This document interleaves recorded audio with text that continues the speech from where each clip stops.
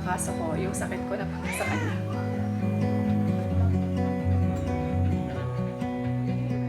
A few moments later. Just loving this moment. Can we stay here forever? I'm loving this moment. Can we stay here? Good morning mga besh! Today is another day. Ayan, so today mga besh, ako ang magiging magtitindera sa ating ukay. Kasi ang aking jusawa is may sakit. Meron siyang trangkaso, so kami lang ni Papa muna yung mag-open. Kasi hindi pwede tayo mag-absent sa shop. Kailangan talaga palagi siyang open. Although Sunday close kami siya, but of course, it's family day, and it's rest day, and church day. So, ayan. Ano pala ngayon, Friday. So, hatid ko muna si Arya sa school, and then, sasamahan naman ako ni Papa mag-open ng shop. Tapos, iiwan niya lang ako. Kasi, medyo mabigat ang, pag-open ng shop. Kaya kailangan ko siyang kailangan niya akong tulungan muna. Kasi, yung tangkaso ko, yung sakit ko napunta sa kanya. So, ayan, hatid muna natin si Arya. So, ayan, baby, we need to go. We need to go. Kasi anong oras na? Ayan, guys, dalawa kami ni Papa mag-open ng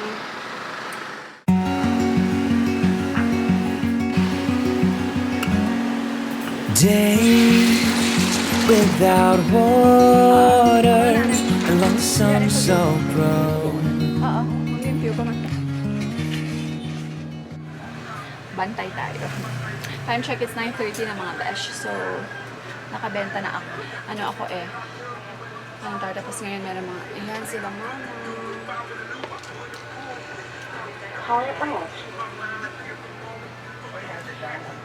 Well, andito ako, nag-work pa rin ako guys kasi meron akong kailangan nga ipa-ship today sa JNT. So, pinapasok ko lang sa system yung mga kailangan kong ipa-ship. I-pick upin lang ako ni Papa ng mga lunch kasi si Arya, kailangan niyang pick upin now ng 10. Eh, hindi kasi makatayo talaga si Elf, kawawa naman. So, pinagpahinga muna namin siya. Full rest dapat siya sa bahay. Hindi dapat siya tatayo, sabi ko. Rest ka lang talaga full day. May hangin na, boy? Na, siga, lupad-lupad, hindi mo nilabang. Pinalinis ko kasi kay Bibo yung yung electric fan bay, wala nang hangin kasi sobra ng alikabok. So, ayan. Alam niyo kung wala lang akong hindi ako nagla-live, hindi ako nag-vlog, pwede ako dito whole day. Masaya. Bet ko siya. My duty finish. Ayan. Time check is 12:49 guys. Magla-lunch na ako. Kailangan ko nang umuwi kasi si Aryan, kailangan pa mag-sleep, and then may live pa po ako later. So, meron lang kami ditong sila B-Boy, tsaka si Manang lang yung magsustay dito na staff. Lalo na kaming guys, o yan o. May kabakalan. So, mag-snacks muna ako guys kasi may live ako, di ba, paulit-ulit. Kailangan ko mag-snacks. Kasi akyat na ako, magka-quality check na ako ng mga ila-live later. So, snacks tayo. Ang snacks ko is banana Q. The next day.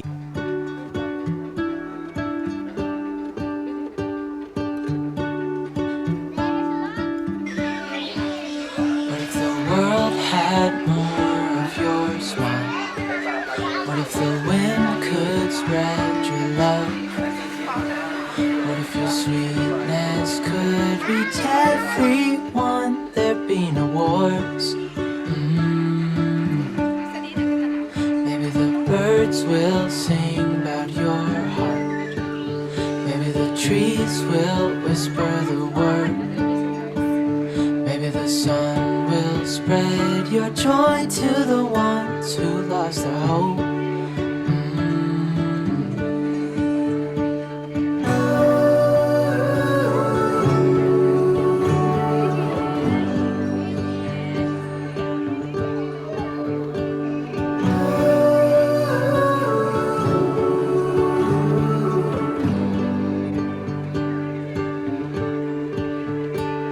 Fill my head with roses.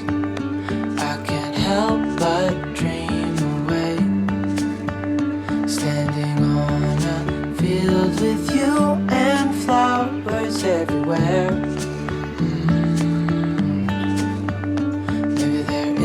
letters that start with your name. One thing I know is that there should be.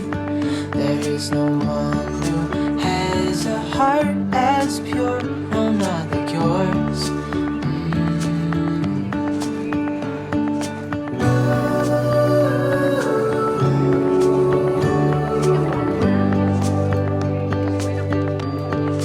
Dreaming of A few moments later.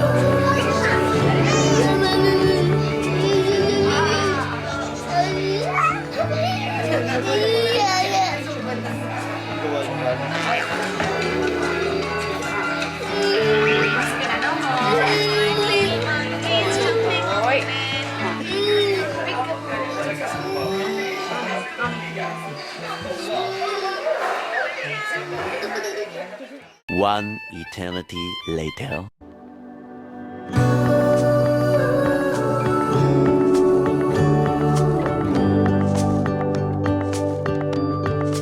dreaming of you.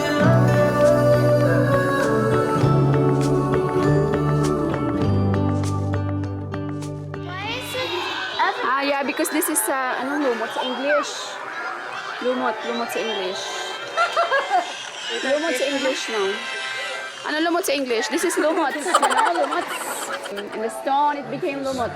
Oh, ayan mga besh. O, di ba nakita niyo, surprise. Pinagupitan namin si Aryan. Yay! A haircut! Sa ano yan siya, guys? Sa husband ni Manang Len. So, we came all the way here. Whew, let's go. Tapos mag-church. Okay. Yan guys, mag-church muna kami.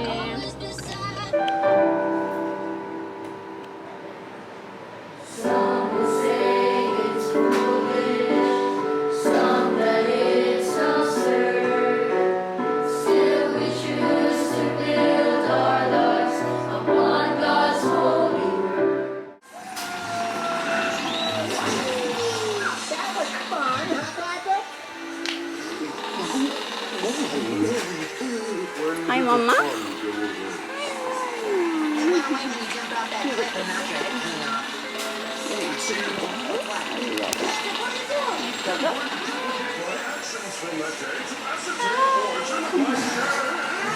Diba? Kala mo laking tao, diba? Kala mo mama eh. Ganyan siya guys, ayan. Gusto mo palagi nakaakbay. Bagong gupit ang baby namin ah. Bagong gupit. Nag-crave kami ng balot guys. Ang ulo ko.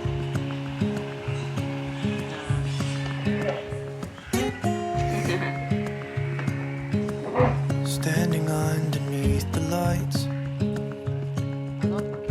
look into each other's eyes. Tired snowflakes are coming down, collapse into water when they hit the ground. I hear the sound of empty streets. Yesterday has gone to sleep. All that's left is you and me. I can promise you're the only thing I see. Meanwhile,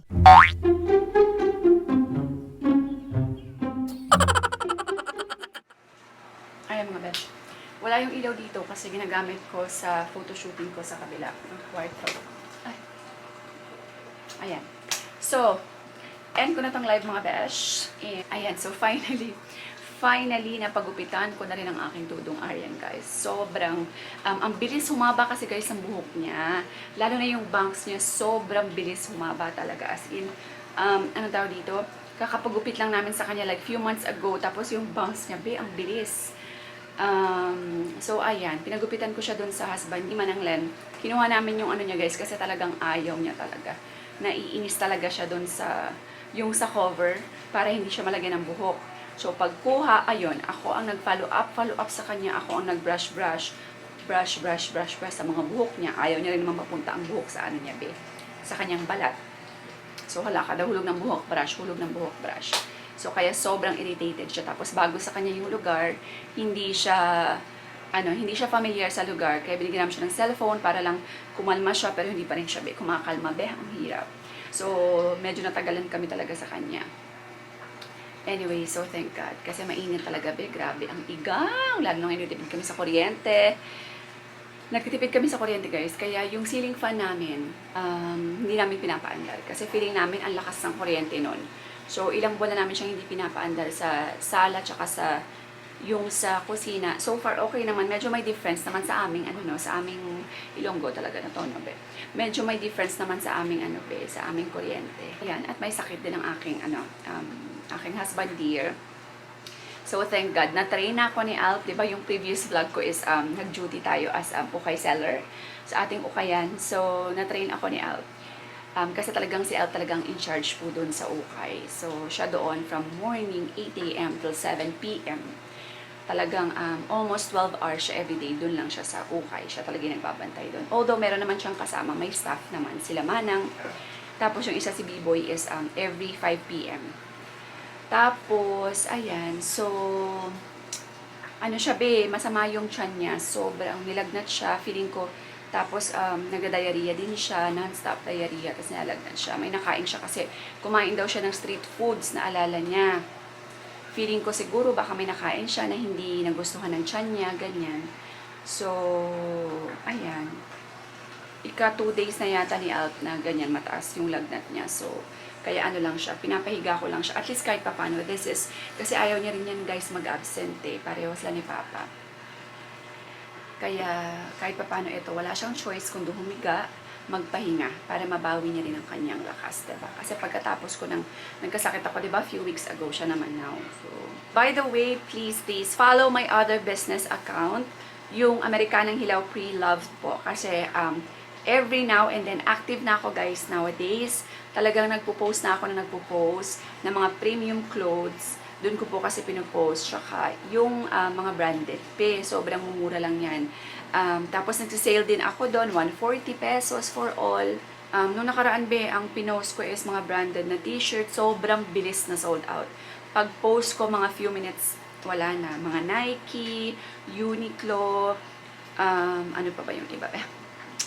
Disney, H&M, ayan. So, kaya ayan guys. Follow nyo ang aking other account na Amerikanang Hilaw Pre-Love para updated kayo sa aking mga postings na mga branded and mga premium na clothes. So now, mag-photoshooting uli ako at next ko is dresses naman siya. Mga dress guys, so abangan nyo yan. And magla-live ako later ng mga shorts and casual shorts. Na tag 80 pesos lang po yan siya. Ang gaganda be. Hanggang 140 pesos lang. Ayan. So, ayun lang guys. Thank you all so much for watching. Always stay positive. God bless everyone and we will see you in the next vlog. Bye. Just loving this moment. Can we stay here?